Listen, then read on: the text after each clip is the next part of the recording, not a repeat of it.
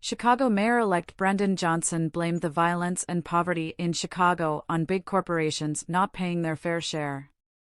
Johnson says the lack of funds from corporations not paying taxes causes disinvestment in communities that lead to poverty and then to violence.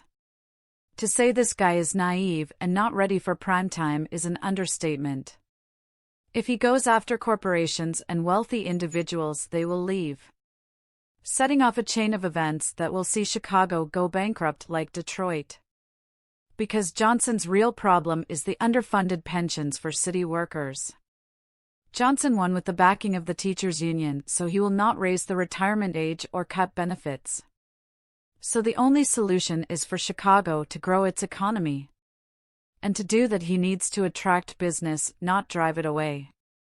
But Lightfoot left him a mess. Major crimes are up 46% in Chicago this year, according to CPD's latest internal report.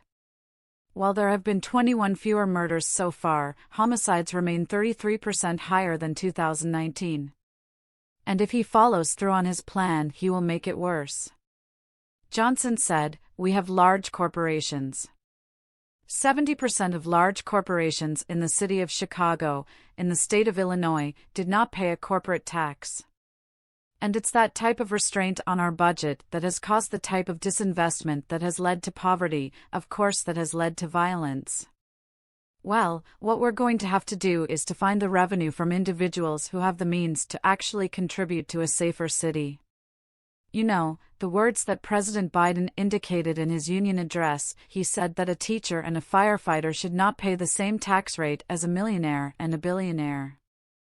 Unfortunately, for too long, the people of Chicago and, quite frankly, people all over the country have been given a false choice on how we actually deal with public safety.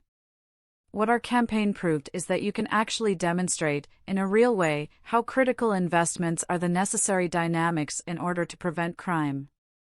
I mean, that's the ultimate goal, to prevent crime. There is a direct correlation between youth employment and violence reduction. There's a tremendous correlation between providing mental health care services and reducing crime. You know, this notion that the only way in which we can protect the people of Chicago and the people of our country is this notion of being tough.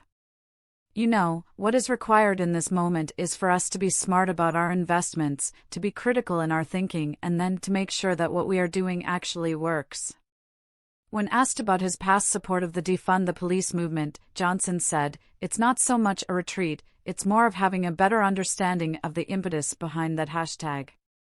Look, there were organizers all over the country who wanted to work within the confines of the system, whether it was body cam cameras, dashboard cameras, all of these implementations of formations that were ostensibly provide more accountability within law enforcement, and it didn't work. We've been pushing this ordinance called treatment not trauma. In essence, first responders, social workers, counselors, EMT, these individuals would show up to calls that require those of interventions. In fact, in Chicago, almost 40% of the 911 calls are mental health crises. We're asking police officers to do their job and someone else's. That's not strategic." He said earlier about his plans for the city. There's already a model that exists. We're just simply saying we have to expand it. There's actually a model that exists in the city of Chicago where mental health crises professionals show up. What we need is to actually codify, expand it, grow it, and then make sure that local communities get a chance to participate. And how it looks ultimately, here's the problem. We have allowed politics in the city of Chicago to be top-down, not under my administration. We all have a collective responsibility to build a better, stronger, safer one. We want to make sure that the people who are actually closest to the pain get to actually help develop and solve the crisis in our community. Look, as Cook County Commissioner, I'm the only person who built an entire budget around Black lives for this very purpose. And President Preckwinkle uses it as a guiding line to implement the equity plan, which has put in $5 million, now $100 million into crisis prevention. That's real money.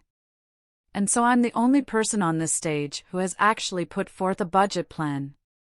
And I understand why.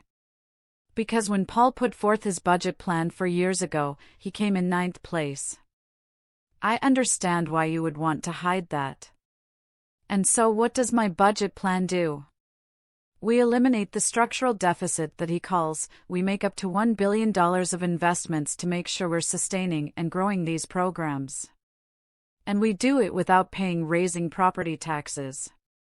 We already have a $2.5 billion property tax bill because of his failures. I live on the west side of Chicago. It takes 2 years to become a police officer. Do we have 2 years to wait for public safety in Chicago? Not to mention, even when you go into our communities, think about how powerful this is. Many of the black men and women who want to serve on the police force are being raised in some of the most violent communities. Do you understand how powerful that is?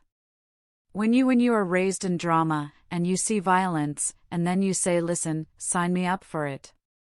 But here's the problem though, the individuals who actually want to serve on the police force. They're being excluded.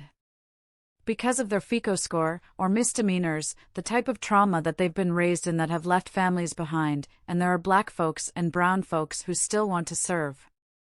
Such remarkable human beings to want to serve a system that hasn't served us. And so all what we're simply saying is we need to solve crime. How do you engender confidence in policing, and the police that we have right now are not solving crime? Not to mention, you might have a coworker who is a part of a white supremacist organization. So, there are 200 officers who will start working today now that they're just coming out of the academy. 15 of them are black people. We have already filled the vacancies that will be the result of me promoting and training 200 more detectives. Listen, we've already figured this out. The fact that we are spending so much time about policing and we're not talking about economic opportunity to get jobs, that is the failure of all of this. We know what works. The safest cities in America have one thing in common. You know what they do? They invest in people, and that's what I'm going to do as mayor of the city of Chicago, he said.